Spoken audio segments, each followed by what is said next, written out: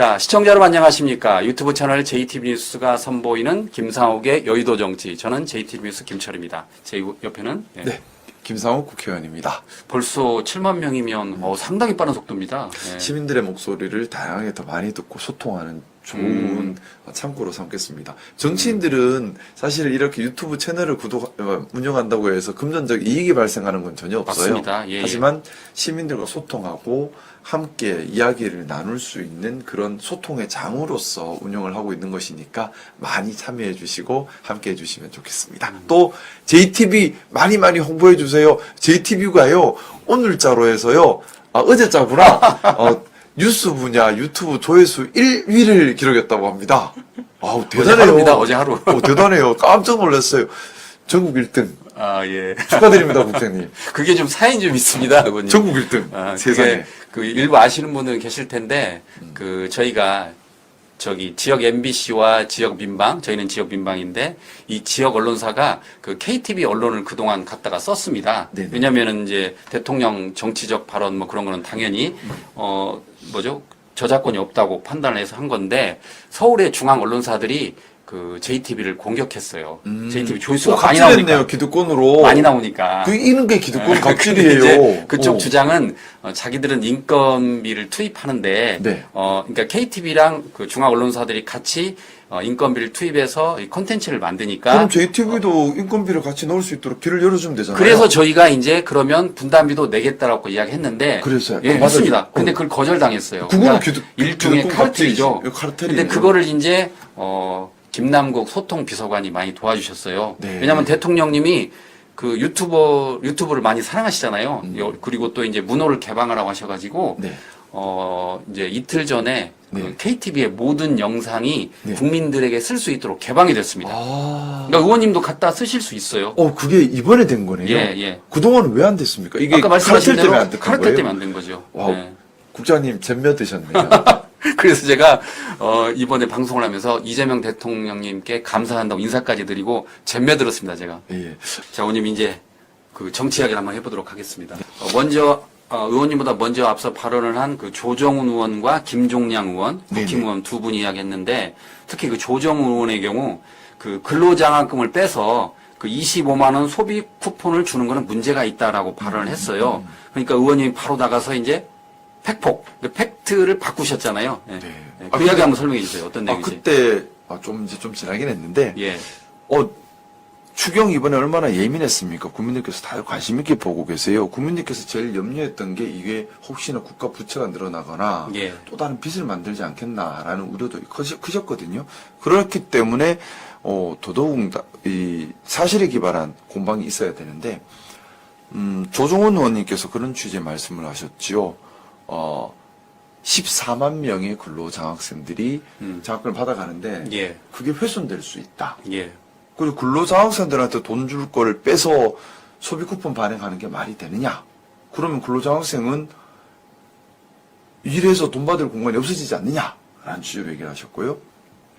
또 김종량 의원께서는 부산 가덕도 신공항 관련된 예산이 5천억이 지금 불용 예산이 되었습니다. 이걸 마치 정권이 바뀌니까 가덕도 신공항 추진에 더 관심을 안 두면서 이 돈을 빼서 소비 쿠폰으로 쓰려고 하는 것 같다라는 취지의 얘기를 하셨는데 예. 보기에 따라서는 지역 감정을 자극하는 말로 들릴 수도 있어요. 예. 정권이 바뀌니 부산에 하기로 했던 사업을 멈추는 것처럼 들릴 수 있는 취지의 말씀을 하셨습니다.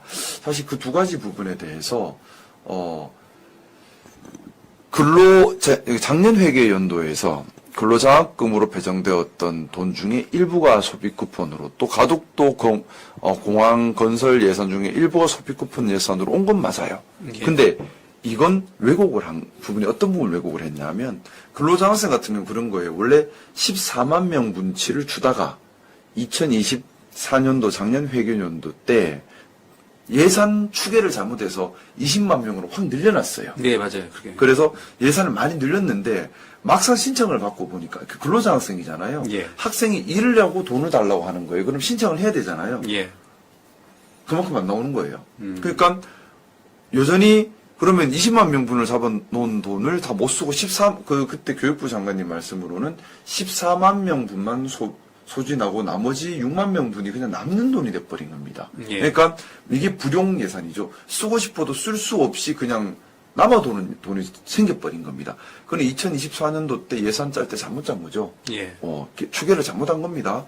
그래서 돈이 남게 됐어요. 그럼 이 돈 어떻게 해요? 써야지. 그래서 소비 쿠폰으로 전용해서 쓰자는. 또 가덕도 신공항권도 지금 그게 사실은 지금 의혹이 커지고 있는데 땡땡건설 현대가에 땡땡건설이 시공사로 참여하기로 되어 있었는데 갑자기 난 못하겠다고 빠져버렸습니다. 그러니까 거기에다가 돈을 줘서 공사로 하기로 했던 것이 못하게 된 거예요.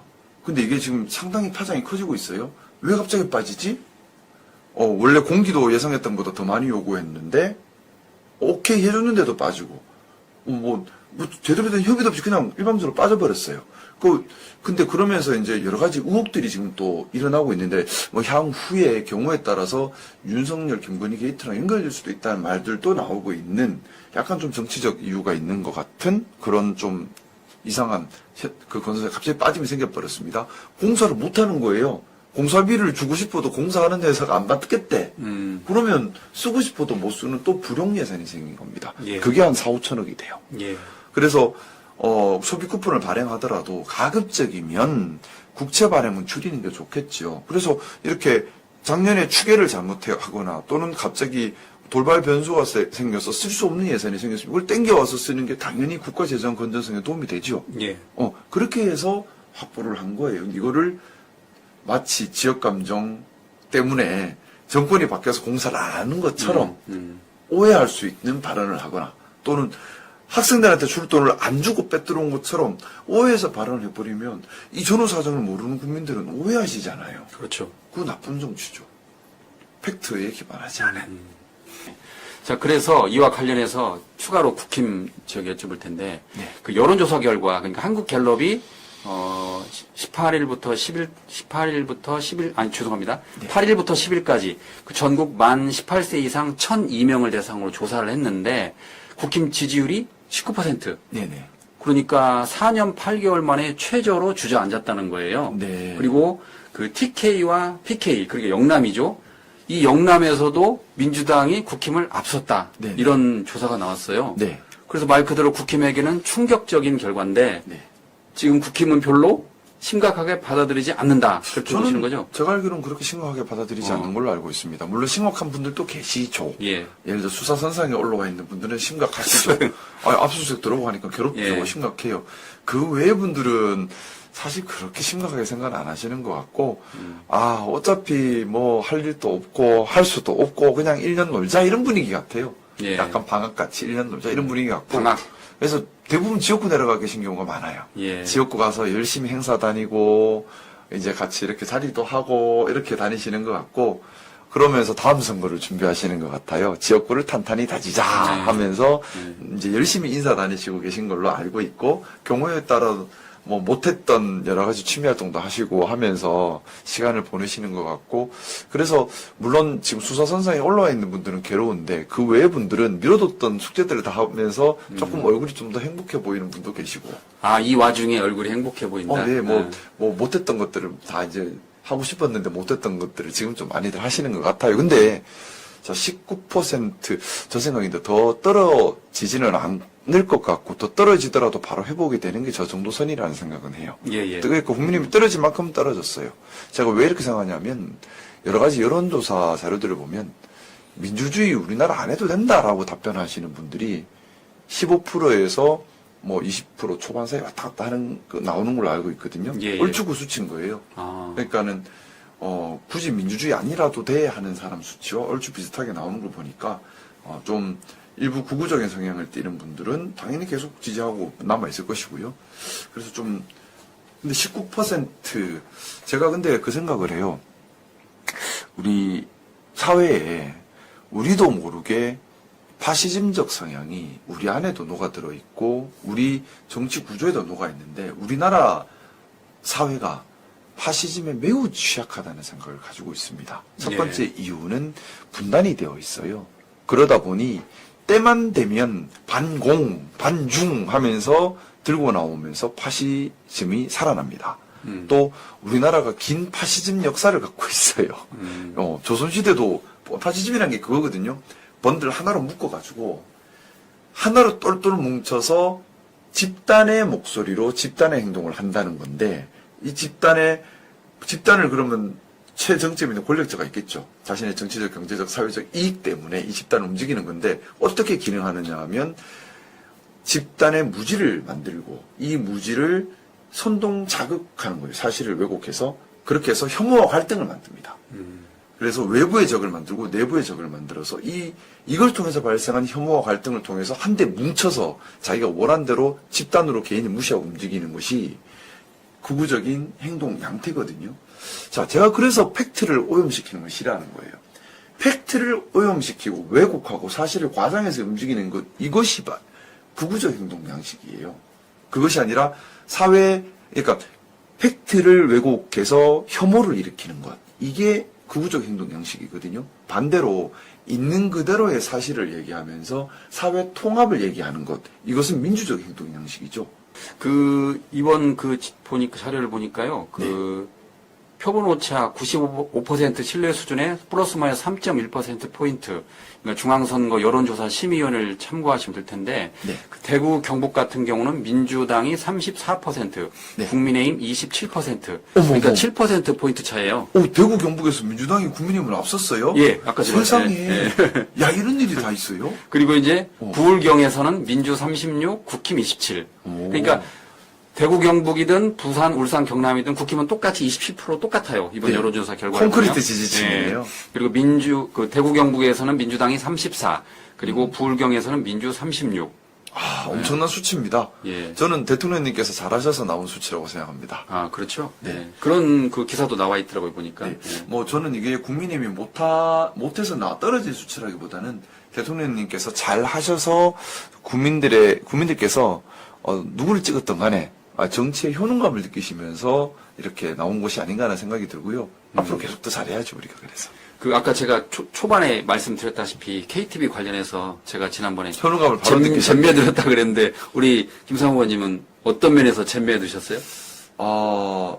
제가 이재명 대통령 지지선을 하기 전에 정말 열심히 연구했다 말씀을 드렸잖아요. 그렇죠. 예. 하셨던 말씀과 행동과 또 그동안 겪어왔던 고초와 오해와 이런 것들을 정말 저대로는 비판적으로 합리적으로 막 연구하면서 잼벼들어 버렸어요. 마치 옛날 조선 말기에 천주교를 공부하면서 자발적으로 신도가 된 것처럼 혼자 공부하다가 잼벼들었는데 가지고 있는 생각과 또 하려는 실천 의지가 너무나 확실한 분이시고요.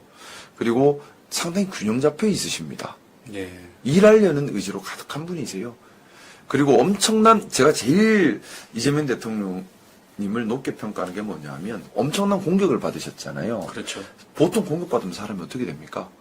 공격적으로 되죠, 혹시. 네. 방어적으로 되거나 공격적으로 네. 되거나. 그래서 보면 공격을 많이 받은 사람들의 특징은 유연해지지 못하거나 이런 경향들이 생겨요. 단단해지죠. 자기를 지키는 갑옷을 예. 챙기게 돼요. 근데 이재명 대통령님의 특징은 공격을 받을수록 유연해집니다.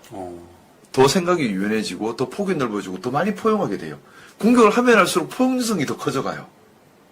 이거는 마음이 강한 사람인 거거든요. 또 의지가 강한 사람이고 분명한 확신이 있는 사람이기 때문에 이 자체가 쉽지 않은 일이에요. 저는 네, 그 부분이 그렇죠. 참 감명적이었습니다. 이분은 고난을 겪으면서 사람이 커가는구나. 그리고 계속 성장해 오셨구나.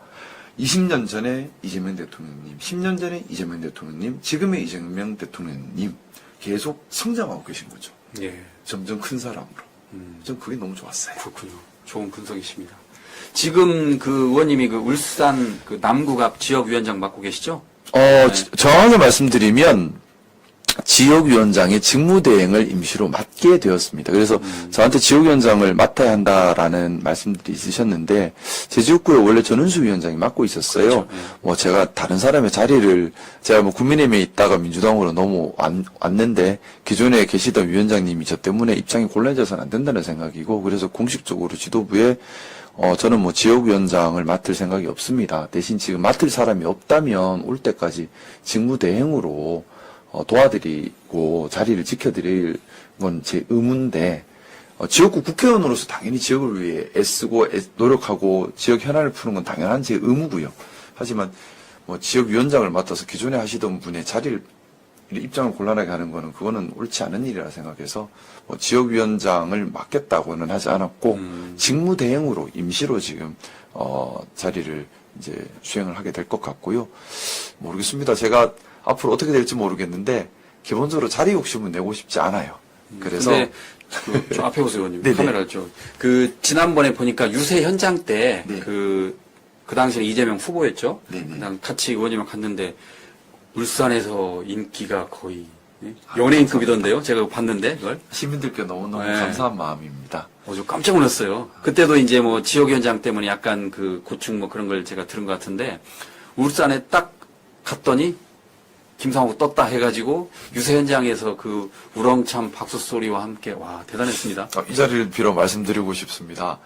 울산에서 민주당의 이름으로 그동안 고생하면서 열심히 지역 정치를 해오신 모든 울산의 민주당 지역 정치인 여러분들께 제가 절대 손해되게 안 할 거예요. 다 자리 지켜드리고 위하고 모시고 더 잘되게 도와드릴 테니까 저 미워하지 마시고 경계하지 마셔요. 더 열심히 잘 모시겠습니다. 저 자리 욕심 없습니다. 그러면 지금 바쁘신데 울산은 자주 가십니까?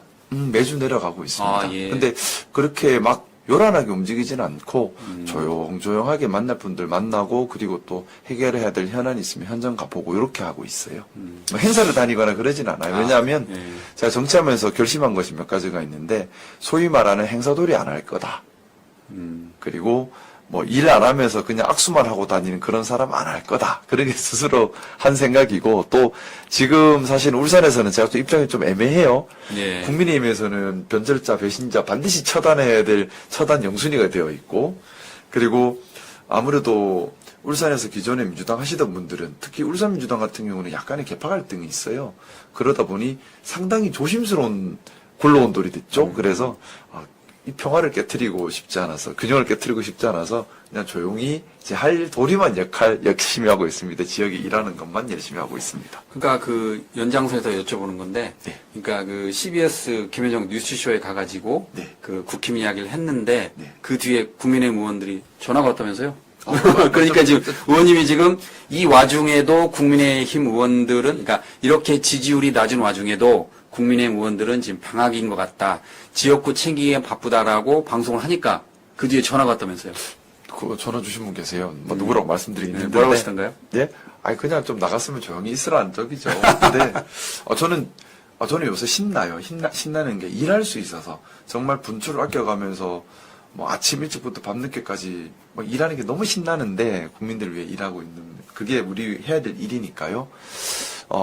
우리 정치하는 분들이 다 그렇게 일 열심히 하셨으면 좋겠어요. 싸움 말고 일 열심히 했으면 좋겠고 놀러 다니지 말고 일 열심히 했으면 좋겠다는 생각이고 좀 제가 한 번씩 이렇게 드리는 말씀이 국민의힘에 해당하는 분들 입장에서 해당하지 않는 사람들은 뭐 상관없겠죠. 속 시원하다는 의원님들도 계세요. 예. 국민의힘 국회의원들이라고 다 이상한 거 절대 아니에요. 예. 그중에 정말 영웅 같은 분도 계세요. 뭐 진짜 어떻게 보면 12월 14일 탄핵 가결 때 용기 있게 나선 의원님들이 계셨기 때문에 가능했던 그렇죠. 거거든요. 그 상황에서 그렇게 한다는 것이 대단한 용기가 필요했던 일들입니다. 그런 분들도 계신데 그런 분들은 또 속 시원하다는 분도 계세요. 참 말 잘하고 있다 속 시원하다는 분도 계시고 근데 제가 말하는데 뭐 제 언더진윤 뭐 방학 이런 표현 쓰니까 거기 해당하는 분들은 화가 많이 나시나 봐요. 그래서 매우 공격적이고 매우 적대적으로 말씀하시는 분들도 계시긴 합니다. 뭐라고 하셨어요, 그때? 그런 예? 그 전화 받고 뭐라고 하셨어요? 그쪽에서 그렇게 이야기하니까. 무슨 말을 하겠어요. 잘해주시면 좋겠다고 하죠. 근데 네. 좀 해당하신다고 스스로 생각하는 분들은 스스로 화가 많이 나시는가 봐요. 예. 근데 화낼 일이 아니잖아요. 도둑이 재발절인 것 그렇게 같은데. 안 하면 되지. 나는 그런 사람 아니야 하시면 돼요. 예. 그리고 그런 사람 아니시면 되는 거고. 그렇죠. 제가 누구라고 지칭한 적은 한 번도 없기 때문에 그렇게 하지 말자. 건강한 정치를 하자. 또 우리도 타산지수 삼아야 한다는 취지에서 하는 얘기입니다. 그렇군요. 누구를 비난하는 게 아니에요. 그렇죠.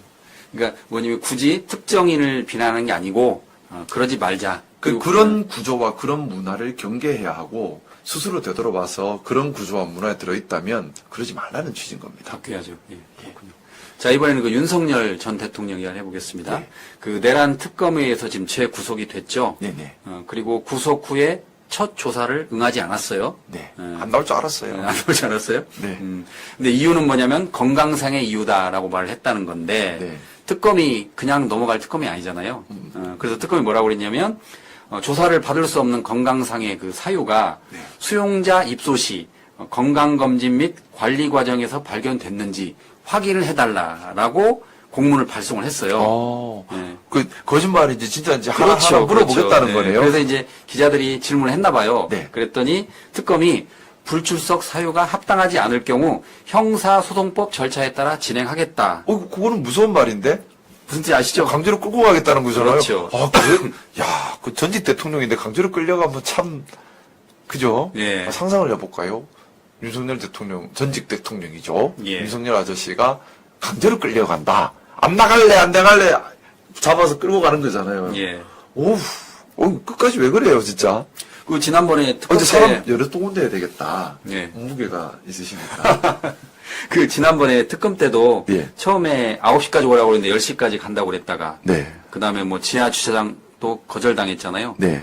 그러니까 9시까지 와 그랬더니 몇 분에 도착한지 혹시 아세요? 몇 분에 도착했어요?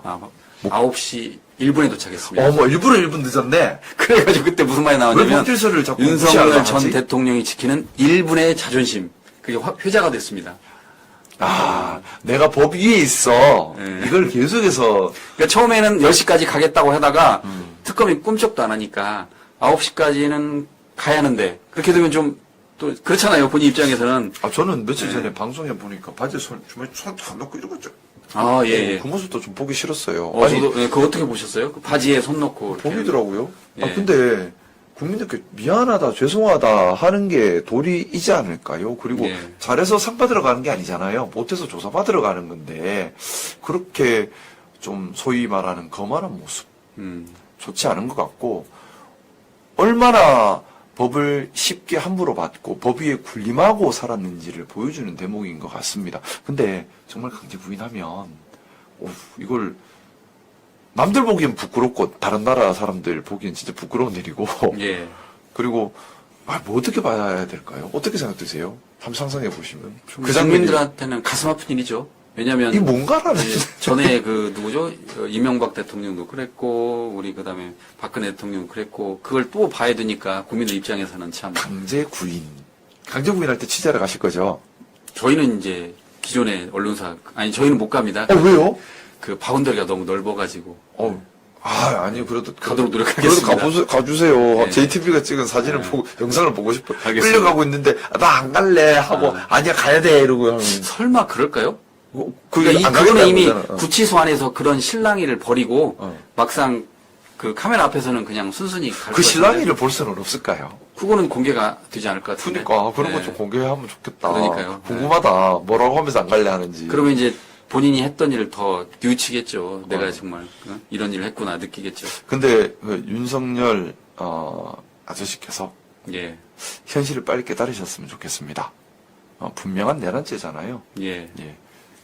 더 이상 국민들께 부끄러움을 주셔서는 안 된다고 생각하고요. 지금이라도 정말 잘못했습니다. 이런 일이 반복돼서는 안 됩니다. 라고 하시는 게 맞지, 그게 아니라 한 줌 남은 자신의 극성 지지자들을 자꾸 자극을 해서 이렇게 정치적으로 해법을 찾을 수 있다라고 생각하는 것, 사회에 계속 혼란을 일으키려고 시도하는 것, 이건 마지막까지 참 역사의 나쁜 장면으로 남을 것 같습니다. 아저씨라고 그러시네요. 뭐라고 할 말이 없잖아요. 대통령이라고 부르고 싶진 않고, 근데 아. 전직 대통령인 거는 맞고, 예. 그냥 윤석열 하려니까 그것도 좀 이상하고, 아. 윤석열 해놓고는, 전직 대통령이라고 부른 것도 말이 길고, 그래서, 그러면 다른 방송에 출연하셔도 윤석열 아저씨 계속 그러시나요? 아니요, 이거 처음 해보봤어요. 처음으로 이제 공개하시는군요. 그래도 저는 예의는 지켜야 된다고 생각해서, 예, 예. 윤석열 전 대통령께서라고 계속 해왔는데, 예, 예. 그렇게 해야 되는데, 예. 그거 하기 싫어지네, 점점. 예. 이 뭐, 조사받으러 왔는데도 안 나겠다고 문 잡고 버티는 상황이 되니까, 이게 뭐예요, 진짜. 저는 지금까지 늘 윤석열 전 대통령께서라고 품위를 지켜드렸어. 그래도 전직 대통령이니까. 근데 이거 뭐야, 이게. 끝까지 이러니까는 오늘 처음으로 아저씨, 우리 군대에서 다른 부대 가면 아저씨, 그냥 아저씨 한번 해봤습니다. 근데 얘기 나왔으니까 이제 본격적으로 특검이 돌아가잖아요. 예. 저는 특검 수사가 정말, 단순히 윤석열, 김건희를 처벌하는 데 그치지 않아야 한다는 생각이 많습니다. 뭐냐면, 구조적, 문화적 문제가 있고 공범들이 많습니다. 예. 이걸 철저하게 발본색원을 해야 돼요. 안 그러면 또다시 비겁한 역사를 남기는 겁니다. 마치 윤석열, 김건희를 희생양 삼아 나머지가 다 빠져나가 버리면 절대 안 되는 겁니다. 저는 그래서 이번 수사할 때 부패와 관련된 부분 집중적으로 봤으면 좋겠어요. 왜냐하면 제가 볼 때는 여기는 돈 벌려고 모인 범죄단체 같아요. 결국 돈으로 연결이 다 돼 있을 것 같거든요. 그래서 부패를 금전 흐름을 철저하게 조사해 줬으면 하는 바람이 있습니다. 예, 좋은 지적이십니다. 그러니까 아까 다시 한번 말씀드리면 단순히 피의자 윤석열과 김건희에서 그칠 게 아니라 내란과 관련된 모든 세력들을 발본색원해야 합니다. 발본색원하고 네. 그다음에 특히 돈과 관련된 문제를 철저히 파헤쳐가지고 지금 보면 다 돈 때문에 그러고 있잖아요. 그렇죠. 뭐 도이치 무슨 조작, 그다음 우크라 조작, 삼부토건, 전부 돈. 이상민 장관 현금 돈, 32억. 네. 쫙 돈이 가만히 보면 이분들의 목적이 돈이었던 것 같아요. 돈 벌려면 사업을 하지 왜 정치를 해서 국민들이 이렇게 힘들게 하는지 모르겠는데 어쨌든 다 돈이었던 것 같고 그러면 돈 이꼬르 부패잖아요. 예. 철저하게 발본색원 해야죠. 다 파들어가야 돼요. 그러다 보면 예를 들어 삼부통원이 돈 될 것 같다 하면은 돈 된대 하고 돈 담은 사람들 나오겠지. 다 공범이죠. 근데 지금 삼부토건 회장이나 그 이상민 전 장관 혐의를 다 부인하고 있잖아요. 특히 이상민 전 장관은 32억은 전혀 사실이 아니다. 그래서 그 사실을 퍼뜨린 사람을 법적 조치하겠다. 그렇게까지 나오고 있던데. 이상민 장관 거짓말한 게 지금 한두 번은 아닌데 예. 경찰이니까 발견 안 되겠다는 안 될 수 있다는 그런 자신감인 것 같아요. 근데 요거는 순수하게 상상의 영역이에요. 예, 예. 사실을 얘기하는 게 그렇죠. 아니라 순수하게 상상의 영역이에요. 예. 자, 만약에 국장님 한 100억 정도 받으셨어요. 예. 어떻게 어디다 두실 거예요? 집에 놔야죠. 왜 집에 둬요? 은행에 놓으면 걸리니까. 그러니까 은행에 못 넣지. 예. 근데 집에도 도둑 들면 어떡해요? 금고에 넣어야 되지 않을까요? 금고 네. 그렇다고 금고라고 안전해요? 그런 때 누군가 친구가 와서 그래요. 그 큰 돈 집에 두면 도둑 들면 어떡해? 예. 한 5군데 나눠둬. 분산. 그리고 분산 배치. 집에다 두다 압수수색 당하면 어떡해? 어디다가 좀 숨겨둬. 예, 하면 예. 어떡하실 거예요? 해야겠죠. 그렇게 하시겠죠? 예. 그런 얘기 듣지 않았을까? 요 상상의 분야예요. 예. 상상의 분야입니다. 예. 근데 왜냐하면 그러니까 이제 뜯은 돈이 아니잖아. 의원님은 이제 그게 이상민 장관의 돈이 그냥 아니고 혼자 상상해봤어요. 예, 그럴 수도 있겠습니다. 또 혼자 했을까요? 혼자는 아니었을 것 같아요. 그렇죠. 분명히 같이 받고 같이 상의한 술 친구들도 있었을 것이고 같이 받고 같이 상의한 있지 않았을까요? 그렇죠. 저는 철저하게 진짜 발본색원 했으면 좋겠고 자체가 이게 지금 19명 가운데 10명 아니 12명이죠? 그리고 물어봤잖아요. 그러면서 이거 내각제로 가는 거 아닙니까라고 질문을 하니까 네. 이제 비서실장도 이제 좀 언짢은 거죠. 예. 왜 그런 질문을 하는지 모르겠다는 식인데. 내각제는 안 되나요? 내각제에 대해서 어떻게 생각하세요, 국장님? 그건 어려운 질문입니다. 굉장히. 저한테는 너무 어려운 질문인데. 네. 현재는 어쨌든 저희는 대통령제니까. 그죠. 근데 대통령이 너무 사고를 치는 역사들이 그렇죠. 많아가지고 네. 이재명 대통령님 그러니까 잘하고 이재명 계시고 대통령이 그걸 이렇게 잘해서 하면서 이번에 좀 국민 그 성공한 생각 대통령으로 바꿔야죠. 아니 근데 모르겠어요. 대통령의 권한이 무소불위의 권한이 되어서는 당연히 안 되죠. 예. 근데 지금 그렇게 하는 건 아닌데 마치 그런 것처럼 만들어 가는 건가? 왜 그렇게 여론을 그렇게 만들지? 그러니까 그 질문 자체가 그러니까 이제 강훈식 비서실장이 그렇게 말했습니다. 근데 의원님들이 좀 많긴 하네요. 8분이라도. 예, 예. 좀 근데 이제 많은 강훈식 편이긴 하죠. 비서실장이 뭐라고 그랬냐면 인수위 없이 시작을 했다. 그래서 빠르게 업무를 하기 위해서는 기존의 효율을 맞춘 분, 그러니까 이제 아무래도 대통령님 입장에서는 의원들을 잘 아니까 그분들 한 거다라고 자, 이제 국장님 생각한 한번 거죠. 봐볼게요. 예.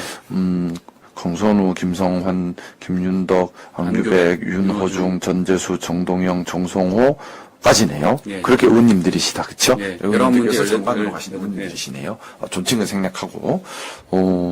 네, 8분. 제가 한 게 드리고 싶은 말씀은 기자들도 조심해야 됩니다. CCTV에서 국민들이 다 보고 있습니다. 그래서 질문할 때 좀 해야 되는데, 아마 실수하신 게 아닐까 싶어요. 네, 그러니까요. 그렇게 저도 생각하고 싶은데, 네. 이제 너무 많아서 12명으로 제가 확인을 해봤어요. 네. 저도 깜짝 놀랐어요. 11명, 12명 많다 봤는데, 네. 실제로 8명이다. 그래서 네. 저희가 아까 모두에 말씀드렸다시피, JTB는 팩트 체크를 해드립니다. 8명이 맞습니다. 인사청문 얘기 나왔으니까 많은데, 이제 다음 주 월요일부터 본격적인 인사청문 시즌입니다. 장관님들 인사청문 시즌인데, 좀, 이번 인사청문회는 우리가 일할 수 있는 의지와 능력을 가진 사람의 정책과 구체적 실행 방안을 검수하는 그런 청문회가 되었으면 좋겠다라는 생각이에요. 왜냐하면 우리가 일 시키려고 사람 뽑는 거잖아요. 그러니까 트집기 질문보다는 그러니까 그 역량을 지금까지 인사청문회 보면 너 일할 마음이 있니? 일할 능력은 돼? 그래서 어떤 정책으로 어떤 일을 할 건데? 라고 묻고 답하는 게 기억이 잘 나지가 않아요. 기억나세요? 네. 잘 없었지 않아요? 대부분 그보다 그냥 가족 공격하고 시상털이 해가지고 시상털이하고. 시상털이 해서 니가 20년 전에 있잖아 이러고 나오거나 10년 전에 있잖아 네 이거 하다 끝나잖아요. 예. 이것만 하다가 근데 우리가 지금 장관을 임명하는 제일 큰 이유는 일 시키려고 뽑는 거잖아요. 그러니까 내가 예를 들어 뭔 일을 당했어. 변호사를 선임해야 돼. 예. 그러면 어떤 변호사를 선임할까? 어떤 변호사 선임하실 거예요? 글쎄요. 일 잘하는 변호사 선임해야죠. 그렇죠. 그래서 나한테 이겨서 좋은 결과 갖다 줄 수 있는 변호사 선임해야 되잖아요. 돈 들더라도. 예. 똑같은 거죠. 장관들도 일 잘해서 좋은 결과로 우리 국민들께 이익을 줄 수 있는 장관을 앉혀야죠. 이게 제일 중요한 거잖아요. 그러면 예. 인사청문회도 이거 가지고 봐야 되는데 여기에 대한 얘기가 별로 없는 것 같아요. 우리 실용적으로 생각하자고요. 성인 도덕권자 안 찾는데 태어나서 일은 처음이에요 하고 난 아무것도 안 할 거예요. 내 삶에 어떤 오점도 생기면 안 되니까 나는 아무것도 안 할 거예요. 이런 사람 맞추면 안 되잖아요. 예. 그게 아니라 정말 일하다 보면 손에 상처도 나고 굳은 살도 베길 수 있겠죠. 그러면 어때요? 일할 마음 있고 일할 능력 있고 이 구체적인 정책 비전 이런 것들이 있으면 그런 분들이 좀 일했으면 좋겠다는 개인적인 생각. 네. 개인적으로 잘못이 있으면 그건 개인적으로 책임지겠죠. 예. 좀 그랬으면 좋겠다는 생각인데 모르겠습니다. 어떨지. 저는 일단 그런 부분에 초점을 두고 다음 주부터 이루어지는 인사청문회에 임할 예정입니다. 예, 그렇군요. 저희가 지금 방송하는 동안 제가 한번 속보를 한번 서치를 해봤는데 이게 네. 나옵니다. 국민의힘이 국회 사법개혁 특위를 구성하자 이야기를 했어요. 그러니까 무슨 내용이냐면 지금 민주당이 검찰개혁 4법을 추진 중이잖아요. 네. 그래서 검찰청을 폐지하고 공소청 그리고 중대범죄수사청 그러니까 중수청이죠. 그다음에 국가수사위원회를 신설하자. 이게 그 검찰개혁 4법인데 국힘이 검찰개혁 방안을 같이 하자. 그러면서 국회 사법개혁 특위를 구성하자라고 제안을 했어요. 왜 했을까요? 아무래도 이제 그걸 늦추려는 거 아닐까요, 속도를? 어떻게 늦추러 갈까요? 근데 어. 정말 저는 야당이라면 예. 야당의 기능을 해야 야당이잖아요. 그냥 발목 잡기 하고 무조건 욕만 하고 있고 일은 안 하고 이게 야당이 아니잖아요. 그냥 국민의힘이 지금 야당으로서의 정당 기능을 수행할 수 있을까요? 저는 기본적으로 어렵다는 생각이고 일단 좀 어폐가 있을 수는 있습니다만 국민의힘 국회의원들의 상당수가 피의자가 될 수 있는 상황이에요. 그렇죠. 근데 검찰 개혁을 한다고요? 같이? 좀 이상하지 않나요? 피의자가 검찰개 한다는 게. 좀 뭔가 이상하다는 생각이 우선 들고 예. 좀 어폐가 있을 수는 있습니다. 하지만 글쎄요. 과연 도움되는 얘기를 할까요? 저는 사법개혁 특위를 만들어서 이 특위를 만들면 이것도 제도가 되니까 국민의힘 의원들이 엇박자를 내고 막아버리고 하면 발목이 잡혀서 1년, 2년 못하게 될 거예요. 그렇죠. 의외로 시간이 없어요. 왜 시간이 없냐면 보세요. 추석 지나고 나면요, 국감 시즌입니다. 네, 국감. 네. 그러고 난 다음에 국감 끝나고 나면 예산 시즌입니다. 그러고 나서는 또 이제 바로 지방선거도 지방선거, 움직입니다. 그러고 나면 지방선거 후보풍이 또 시달립니다. 예. 그동안 검찰개혁이 늘 실패했던 이유가, 다 검찰개혁 얘기는 다 했습니다. 근데 실패했던 이유가 이 시간 지연 전술에 말려든 거예요. 뭐냐면 시간을 끌어버리면 정치적 격변 때문에 검찰개혁의 동력을 잃어버립니다. 그래서 검찰개혁에서 가장 중요한 것이 속도가 될 수밖에 없는 겁니다. 그리고 검찰개혁에 대한 논의는 이미 수십 년간 많이 있어 왔습니다. 그래서 저는 이렇게 발목 잡히는 일이 아니라 정상적으로 검찰개혁 법안을 내고 그걸 국민에게 설명을 드리고 부정의에 대해서 여러 가지 공격을 하겠죠. 그러면 거기에 대한 대안 제시 및 설명을 또 드리고 수정할 부분 수정한 다음에 법사위 통과하고 본회의 상정해서 법안으로 만들어가면 되지 않을까. 굳이 특위가 왜 필요할까라는 개인적인 생각이 들고요. 다만 신중해야겠죠.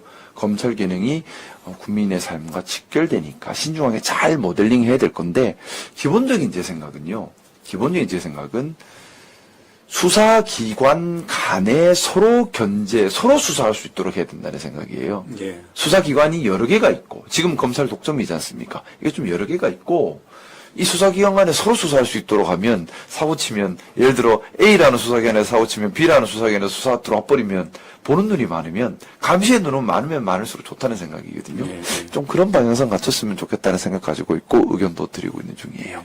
의원님 참 좋은 지적이십니다. 그러니까 아까 말씀하신 대로 이게 발목 잡힐 가능성이 크니까 검찰개혁은 말 그대로 시간과의 싸움인데 또 민주당은 실제로 이제 추석 전까지 검찰개혁을 마무리하겠다고 공언을 했잖아요. 쉽지는 않겠지만 속도를 내야 되는 건 분명한 것 같아요. 네, 어쨌든 이 검찰개혁을 좀 잘 지켜봐야 될 것 같아요. 사실 민주당 입장에서도요, 이 검찰개혁이 상당히 부담스러운 테마예요. 왜냐하면 뜻대로 잘 안 되고, 만약에 국민들께서 받아들일 수 없는 형태가 되면 그 정치적 책임을 엄청나게 져야 됩니다. 맞습니다. 그렇기 때문에 함부로 할 수 없어요. 국민의힘처럼 그렇게 할 수 없는 거죠. 우리는 함부로 할 수 없어요. 책임을 져야 되니까. 안에서, 토의 과정이 정말 진중하게 이루어지고 있다는 말씀 드리겠습니다. 예. 그 댓글을 보니까요, 우리 의원님 니트가 너무 네. 예쁘다고 이렇게 나오네요. 오늘 처음으로 니트를 입고 저도 네. 니트 처음 입었어요. 저는, 근데 생각보다 되게 시원해요. 덥지 않나요, 이거? 보시기 더워 보이죠? 예, 예. 추워요. 예. 바람이 숭숭, 오늘 안 입은 것 같아, 지금. 예. 바람이 숭숭 통해서 너무 추워요. 예쁘다고. 예, 알겠습니다.